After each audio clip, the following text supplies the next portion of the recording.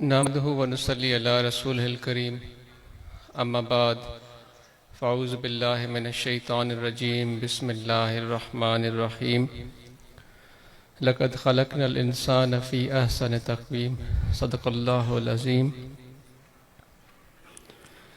سے منہ ڈٹھا ماں جن ڈٹھو پریئں کھے سے منہ ڈٹھا ماں جن ڈٹھو پریئں کھے تنی سندھی کاکری نہ سگیاں گالڑی۔ مجھا پیارا دوستو، میرے پیارے پیر بھائیوں، یہ آج کی جو محفل ہے ماہانہ، اس میں آج ہم میرے بڑے بھائی اطہر کے ایصال ثواب سے بھی منعقد کر رہے ہیں۔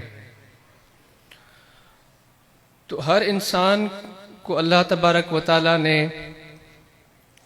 بڑی نفاست سے تخلیق کی ہے۔ اس کی ایک ایک جو انسان ہے اس کا، جس طرح ہم کہتے ہیں نا کہ ہماری انگلیوں کے نشان ایک جیسے نہیں ہیں، اسی طرح ہر انسان کا حسن دوسرے سے مختلف ہے۔ اس کی موجودگی، اس کا احساس، اس کا قرب، اس کا شفقت، کیونکہ اللہ نے اس کو اپنی سب سے افضل تخلیق بیان فرمایا ہے۔ اور اللہ تبارک و تعالیٰ فرماتا ہے کہ میں 70 ماؤں سے زیادہ انسان سے پیار کرتا ہوں۔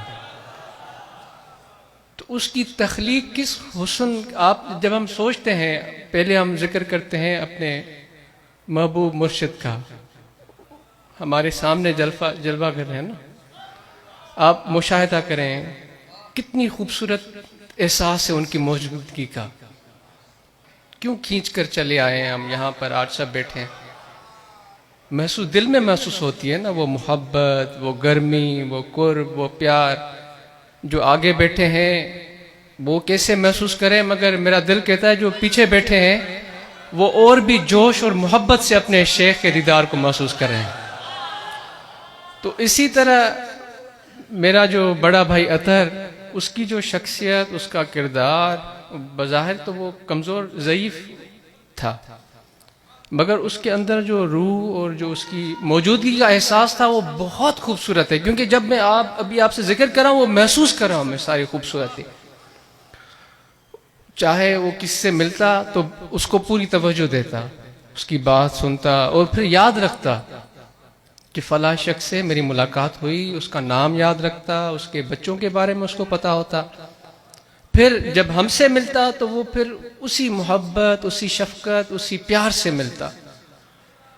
تو یہ اس کی شخصیت کا ایک بڑا بہترین امتزاج تھا کہ وہ جس کے ساتھ بھی بیٹھتا اس کو بھرپور احساس دلاتا کہ میں آپ کے ساتھ بیٹھا ہوں اور میں آپ کے درد کو، آپ کی تکلیف کو، آپ کی محبت کو محسوس کرتا ہوں۔ تو یہ مجھے اطہر کی شخصیت کا ایک بڑا جو ہے نا طاقتور پہلو آج محسوس ہو رہا ہے۔ تو ایسے پیارے لوگ، ایسے پیارے دوست اسی زندگی کو خوبصورت بناتے ہیں میرے دوستو۔ یہ خدا کی طرف سے زندگی بہت بڑا قیمتی تحفہ ہے۔ اللہ نے آپ کو سب سے قیمتی اگر کوئی چیز دی ہے تو وہ یہ سانسیں ہیں، یہ زندگی ہے۔ اس کو ہمیں ضائع نہیں کرنا چاہیے فضول باتوں میں۔ آج کل تو ایسی صورتحال ہے کہ جھوٹ سچ لگنے لگا ہے۔ اتنی جوش، اتنے طاقت سے جھوٹ طاقتور ہے کہ ہمیں لگتا ہے کہ یہ سچ ہے، مگر ان چیزوں میں آپ اور ہم کب یہ اپنے اندر یہ سوچ اور فکر پیدا کر سکتے ہیں جب میرے پیر کے فکر کو، ان کی گفتگو کو غور سے سنیں گے۔ خدا کی قرب کو حاصل کرنا، اس کی شفقت کو، اس کی محبت کو حاصل کرنا، یہ ایسے نہیں ہے جیسے ہم کوئی فصل اگاتے ہیں یا روزی روٹی کماتے ہیں، اس کی تقاضائیں کچھ اور ہیں۔ تو یہ سچ کو جھوٹ سے الگ کرنا بہت ہی مشقت، کیا بڑے ہی ایک طاقتور کام ہے۔ یہ خدا کے پیارے ولی اور پیغمبر ہی کر سکتے ہیں۔ اگر ہم اس کو کرنے کی کوشش کریں گے تو ہم کبھی دائیں چلے جائیں گے، کبھی بائیں چلے جائیں گے۔ تبھی تو کہتے ہیں نا، جس کا کوئی شیخ نہیں ہے، جس کا کوئی مرشد نہیں ہے، اس کا مرشد شیطان ہے۔ وہ خود کو سمجھنا شروع کر دیتا ہے. خدا, آپ کو کیا لگتا ہے کہ خدا کی ذات کوئی ایسی معمولی چیز ہے جو ہمیں اور آپ کو ہم اس کے پیچھے دوڑیں گے تو ہمیں مل جائے گی؟ مجھے تو نہیں لگتا میرے دوستو. ہاں مگر جب میں اپنے مرشد کو دیکھتا ہوں، جب ان کی صحبت میں بیٹھتا ہوں، جب ان کے فرمودات کو سنتا ہوں، یہ میں نے محسوس کیا ہے. جب میں اپنے شیخ کی تعلیمات، ان کے فکر، ان کی گفتگو کو سنتا ہوں اور دل سے میں یہ پھر محسوس کرتا ہوں جب سن رہا ہوتا ہوں کہ انشاءاللہ میرے مرشد آپ گفتگو فرما رہے ہیں اور اس پہ عمل کرنے کی کوشش میں کروں گا، تو پھر مجھے محسوس ہوتا ہے کہ میں خدا کی طرف اور قریب ہوتا جا رہا ہوں. آقا نامدار حضرت صلی اللہ علیہ وآلہ وسلم کی محبت کی طرف اور میرے زیادہ دل میں محبت پیدا ہو رہی ہے. تو میرے دوستو، جو میرے پیر کی یہ بنائی ہوئی تنظیم ہے، حضور قبلہ عالم کی خدمت میں یہ میں چھوٹی سی رپورٹ پیش کروں گا کیونکہ یہ سال نیا شروع ہوا ہے. تو الحمدللہ حضور، جو پچھلے سال آپ کی بنائی گئی یہ تنظیم ہے، جس کے سرپرست آپ ہیں، آپ کی سرپرستی میں پورے پاکستان میں تنظیم نے بڑی اچھی کوشش کی ہے، محنت کی ہے. جو وقتاً فوقتاً آپ کے احکامات ملتے رہے ہیں دوستوں کو، وہ اس پر دل و جان سے انہوں نے کوشش کی ہے. وہ جس طرح ابھی مختوم اعظم آپ کو بتا رہے تھے سیلاب کے حوالے سے، تو بہت اچھی کوشش کی ہے پوری صوبائی باڈیز نے، پنجاب کی دونوں باڈیز، سندھ کی باڈی، بلوچستان کی اور کے پی کی، ان سب باڈیز نے مل کر یہ کوشش کی کہ ہم وہ مطلوبہ رقم، ضرورتیں، چیزیں مہیا کریں جو ہمارے ضرورت مند بھائی ہیں ان تک یہ چیزیں پہنچنی چاہیے. اور اسی طرح جو ہمارے پنجاب میں تنظیمی کام تھا وہ اتنا پھیل گیا تھا کہ اس کو بہتر کرنے کے لیے پنجاب کو 2 زونز میں ہمیں تقسیم کرنا پڑا. تو اب پنجاب کی جو صوبائی باڈی ہے وہ 2 زونز میں ہے الحمدللہ. اور اسی طرح یہ آپ کی حضور جماعت کا جو ایک اس کی افضلیت ہے وہ یہ ہے کہ وہ لیڈ کرتی ہے. باقی جتنے بھی لوگ ہیں وہ آپ کے فقیروں کو دیکھ کر پھر کام کرتے ہیں. آپ کے جو تنظیم کے فقراء ہیں، عہدیدار ہیں، وہ سب سے پہلے آپ کی تعلیمات کو سمجھ کر اور جو عمل کرتے ہیں، دیکھنے والے کئی سال بعد وہاں تک پہنچتے ہیں جہاں پر آپ کے یہ فقراء، آپ کی تنظیم پہنچ جاتی ہے. اسی طرح جو الحمدللہ حضور قبلہ عالم کی تنظیم کی باڈی ہے برطانیہ میں، یو کے میں، الحمدللہ حضور وہاں پہ تو دوستوں نے اتنا اچھا کام کیا ہے. میں آپ پاکستان کی باڈی کو یہ دعوت دوں گا کہ ہمیں سیکھنا چاہیے ان سے. وہاں پہ اتنا اچھا انہوں نے کام کیا ہے تنظیمی حوالے سے. اور پھر جو رفع عامہ کے کام ہے کہ ایک ہماری برانچ کو وہاں کی حکومت نے اپروچ کیا کہ یہ ایک جو ہے فوڈ بینک جس کو کہتے ہیں، جہاں پر وہ ضرورت کی ایک دکان بناتی ہے حکومت، جس میں وہ کھانے پینے کی چیزیں رکھتے ہیں، چاول ہیں، گندم ہے اور دوسری ضرورت کی چیزیں ہیں وہ رکھتے ہیں، تاکہ جو ضرورت مند جو جس طرح یوٹیلیٹی اسٹور ہے اس طرح کی چیز بناتے ہیں. اور وہاں کی حکومت نے ان کو، لوکل حکومت نے ان کو کہا کہ اس کام میں حضور کی جماعت کے جو عہدیداران ہیں اصلاح المسلمین برطانیہ کی ایک برانچ کے، ان کو اپروچ کیا کہ اس جو ہمارا کام ہے اس کو آپ سنبھالیں. اور وہ بخوبی بہترین طریقے سے اس کام کو سر انجام دے رہے ہیں.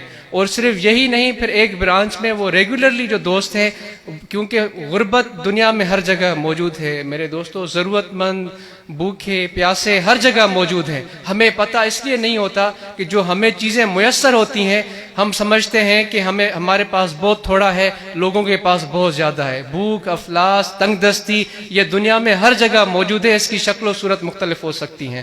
بعض اوقات ہم اپنی کم علمی کی وجہ سے شاید جو ضرورت مند ہوتے ہیں ان کے پہناوے سے، ان کے دیکھنے سے ہم محسوس کرتے ہیں کہ یہ بہت ہی ہم سے بہتر ہیں. تو خدا نے ان کو توفیق دی ہے کہ وہ اپنی تنگ دستی کو چھپا کے رکھتے ہیں، وہ لوگوں تک محسوس نہیں ہونے دیتے. تو اسی طرح ایک ہماری وہاں پہ برانچ ہے جو ریگولرلی کھانا بناتے ہیں، گرم کپڑے اکٹھے کرتے ہیں اور لوگوں تک ان کو پہنچاتے ہیں. اور الحمدللہ حضور یہ جو روحانی طلبہ جماعت کے بھی آپ کے نوجوان ہیں، انہوں نے بڑھ چڑھ کے اس جو مستقبل کا لاہ عمل ہے آپ کی جماعت کا کہ ہم نے ربنا آتنا فی الدنیا حسنۃ وفی الآخرہ، ہم اس دنیا کو بہتری کا ذریعہ بنائیں گے. ہم یہاں ثابت کریں گے کہ ہماری آخرت اس لیے بہتر ہوگی کیونکہ ہم نے دنیا کو بہتر کیا.